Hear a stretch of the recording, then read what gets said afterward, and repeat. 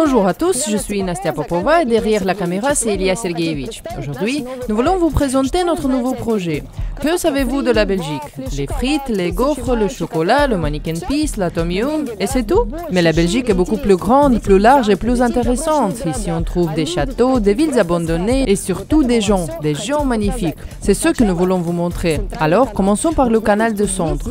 Saviez-vous qu'ici il y a un bac géant à roulettes? Nous allons vous le montrer et nous aidera à accomplir cette tâche Stéphane, notre ami rencontré lors d'un tournage. Vu le confinement, je ne peux toujours pas lui serrer la main, même si j'en ai fort envie. Mais ça va arriver. Pour l'instant, je vous invite à suivre notre histoire.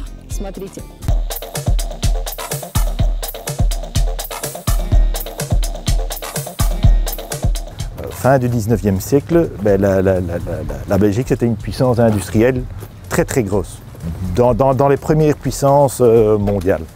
Et il y avait un réseau de communication très développé et aussi tout ce qui était industrie. Et donc il y avait des canaux. Ça, bon, tu sais que ça s'appelle une péniche, on a pas mal prononcé évidemment. Et elles ont tout un gabarit, elles ont toute une taille qui est de 39 mètres sur 5 mètres. Et pourquoi? Je vais te montrer, parce qu'à l'époque toutes les péniches avaient cette taille-là, parce qu'elles étaient faites spécialement pour passer dans des écluses. Il y avait juste un tout petit peu de chaque côté. Et les petits chemins sur lesquels on marche ici, c'est les chemins de halage. Je suppose que tu connais l'histoire. C'était soit les chevaux, soit les femmes qui tiraient les bateaux. À l'époque, il n'y avait pas de voiture, il n'y avait pas de camion, il y avait quoi? Il y avait les femmes, les péniches. Il y avait les femmes et les péniches. Il faut bien le prononcer, ça, hein, parce que ça, tu peux très vite aller sur un autre sujet.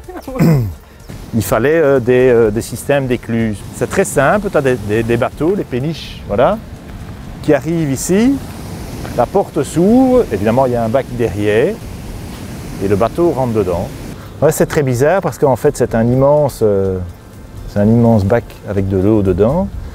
Il y a des petits trous en dessous. Il y a simplement des câbles qui les tirent. Et tu vas voir ici les portes qui vont s'ouvrir. C'est comme ça qu'on traîne les péniches d'un côté à l'autre. Ainsi, elles parcourent 1432 mètres. La partie supérieure du canal repose sur 70 colonnes en béton, chacune de 2 mètres de diamètre. La construction résiste à 100 000 tonnes d'eau. À elle seule, elle a remplacé 18 petites écluses. Chaque bac mesure 91 mètres de long et 12 mètres de large. Il y a un peu plus de 3 mètres de profondeur et il pèse environ 5000 tonnes.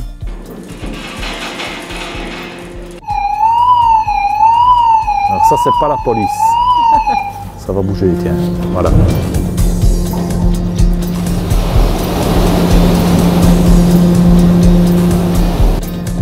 Et voilà.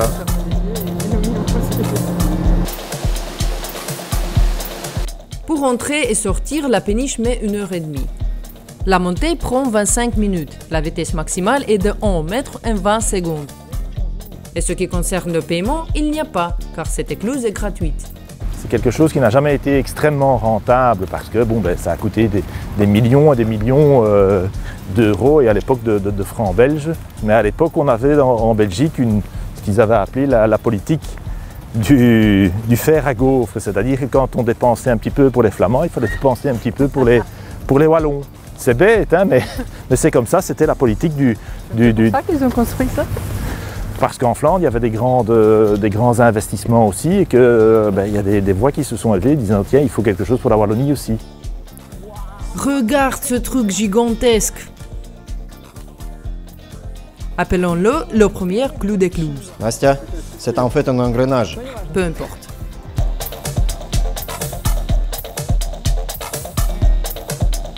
Écoute, il nous a amenés où?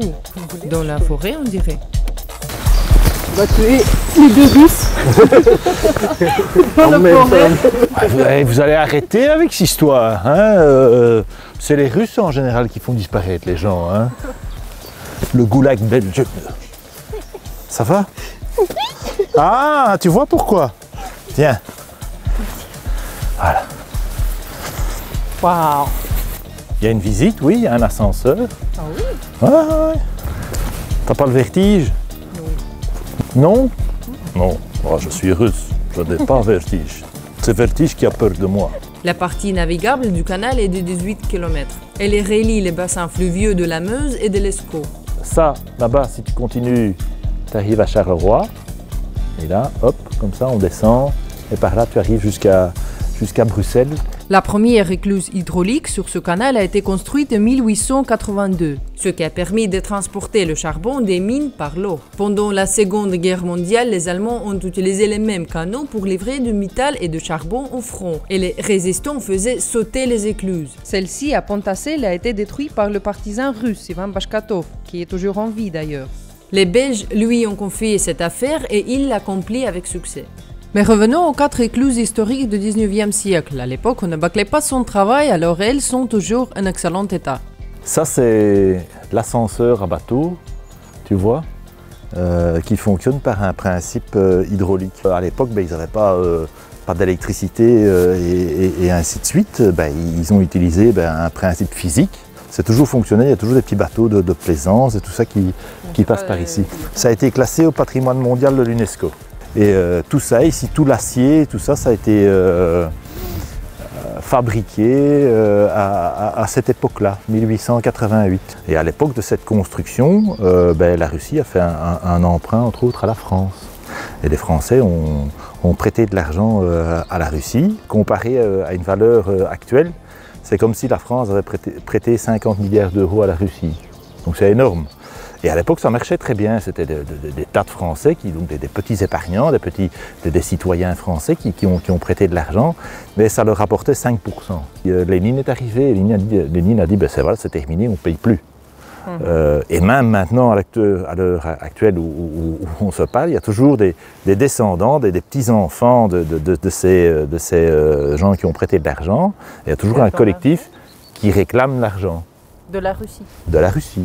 Il y a 315 219 de ces déteneurs de prêts. Ils gardent 9 millions des empreintes tsaristes. La Russie a déjà transféré 400 millions de dollars au trésor français et c'était encore en 1997. Puis les deux pays ont signé un accord selon lequel il n'y avait plus de revendications. Mais les Français n'ont pas eu assez. Et alors, il y a 2 ans, ils se sont mis à réclamer les 30 milliards d'euros supplémentaires en disant que la Russie était un pays riche et qu'ils en voulaient plus. Quant au contrat existant, ils l'ont un peu oublié. Le Français ne comprend pas toujours que par rapport au monde, il est aussi un petit pays.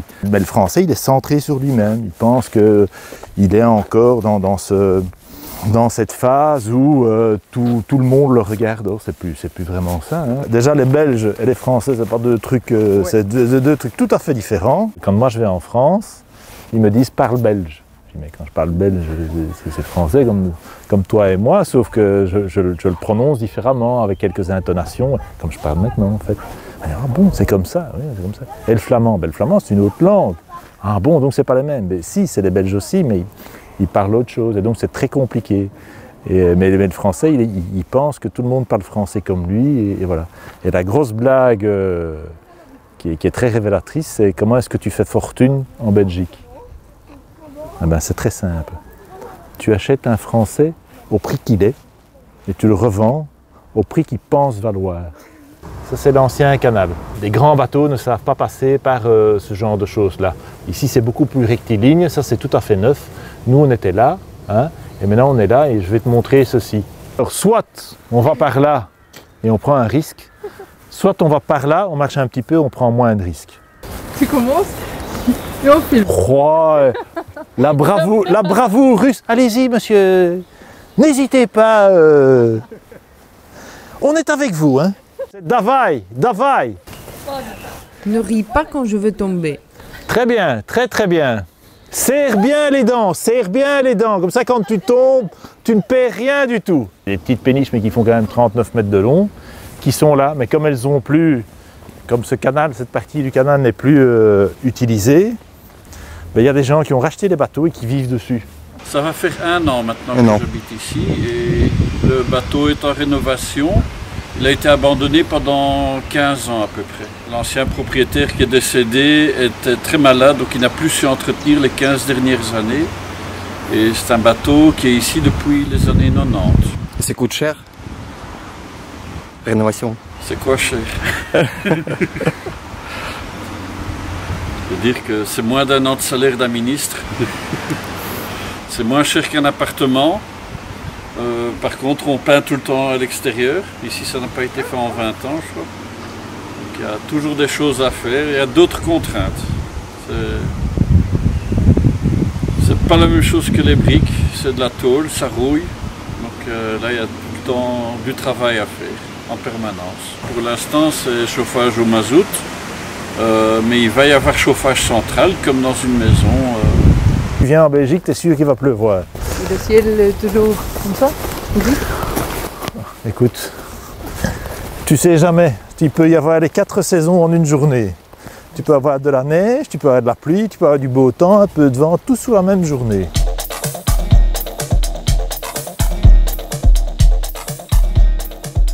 Ah bien, nous sommes à Strépitieux, donc c'est un endroit en Belgique où il y a un énorme ascenseur à bateau. C'est même le plus grand du monde.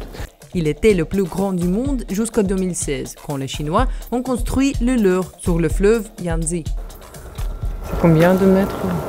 Ah ben, c'est une bonne question, mais je suis sûr que c'est marqué là-bas. À ton avis? 100? Non, c'est pas 100 mètres. Hein. Non, 40. 40? Ça c'est l'appréciation russe. 100 mètres, grand. C'est pas marqué combien de mètres. Mais non, c'est pas possible. Oui. Pourquoi pas? C'est pas possible qu'il y ait 117. Mais c'est parce que moi je vois que c'est pas 117. Il ne veut pas donner raison aux Russes. Qu'est-ce qu'il était dû? Pour résoudre le différend, on a ouvert Wikipédia. Du sol jusque là en haut, il y a 100 mètres. Donc mais il y a précise, hein? 100 mètres. Oui, c'est vrai. Mais il y a une dénivellation de 73 mètres. C'est pas possible. Je comprends pas. C'est pas 117 mètres. Hein. Ça, c'est pas possible. Tu dois vivre avec ça. Da. On a mis 20 ans pour construire cet ascenseur à bateau commencé en 1982. Il a coûté 160 millions d'euros. Il y a 2 ascenseurs autonomes, chacun de 112 mètres de long, 12 de large et environ 4 de profondeur. Le contrepoids tient 112 câbles et 32 autres câbles d'un diamètre de 85 mm servent à soulever le navire. Cela se fait avec 4 moteurs électriques et seulement 7 minutes. L'ensemble de la structure pèse 200 000 tonnes. Ben, toute cette partie monte jusque là en haut et puis est en communication avec l'autre voie d'eau de l'autre côté. Le plafond bouge? Le plafond ne bouge pas. Je sais que ça t'intrigue, mais ce plafond ne bouge pas. Ce plafond, c'est un plafond. C'est le principe du plafond, il est au-dessus. Ah, là au-dessus, il y a certainement une machine un endroit de contrôle, une salle de contrôle avec des machines, des ordinateurs pour contrôler, pour vérifier, pour communiquer. Eh bien, les écluses, c'est sympa, mais l'heure de déjeuner, c'est sacré. La cuisine belge, c'est quoi? Des frites? Moules? Oh là là là là, chocolat. Là. Les Russes ne mangent que du brotch. Borscht. Borscht. C'est ukrainien, mais bon. C'est ukrainien. Ouais. Ouais, mais Poutine en parle aussi du borscht ou brocht. Enfin, le truc, on mange machin. aussi. La cuisine belge, c'est très varié. C'est très varié. C'est du poulet, de la viande, préparée de mille et une façons, plein de légumes, plein de mariages. Il y a du gibier, il y a plein de variantes. Et puis là, on va goûter toutes les bières. Finalement, nous sommes allés chercher des frites. Nous allons chercher des frites. Je ne sais pas où on va. Monsieur le policier nous emmène et je dois lui faire confiance. Bien qu'il conduise, je vous le dis, de façon très imprévisible. Vous savez si ça ouvre? Ça ouvre... À 15h30? Ah, aujourd'hui ça ouvre pas. Non? Non, on est en train de tout rénover. Ah, d'accord. On va passer à quel RTBF alors? Non, c'est pas RTBF, c'est la télévision russe. Ah, non. Si, c'est russe. Sérieux? Bah oui, il parle russe. Et ça, Robert Laffrette, c'est connu, hein, ça? Bah ouais, je sais bien. Vladimir Poutine. On vient justement faire la façade télévision russe. Bah ouais. Il parle français, il parle français? Oui. Ouais. Ah ben, je parle la frette. Et qu'est-ce que t'as dit de Poutine, toi? Toi, tu as terminé au goulag. Hein. Si, c'est lui. Hein. Si. Bah, il a dit un truc sur Poutine. Hein. Non, c'est pas moi qui ai dit ça. Moi, j'aime bien, surtout, c'est les filles russes. Moi, je l'aime bien, Poutine. Allez, merci. Hein. Nous n'avons pas eu la chance de manger des frites. Par contre, nous nous sommes retrouvés dans la ville de Charleroi, qui était autrefois le centre de l'industrie métallurgique, jusqu'à la fermeture des usines. Les Néerlandais disent que c'est l'endroit le plus moche de la planète. Est-ce vrai et dans quels endroits abandonnés peut-on se promener? Nous allons vous le raconter dans la prochaine vidéo.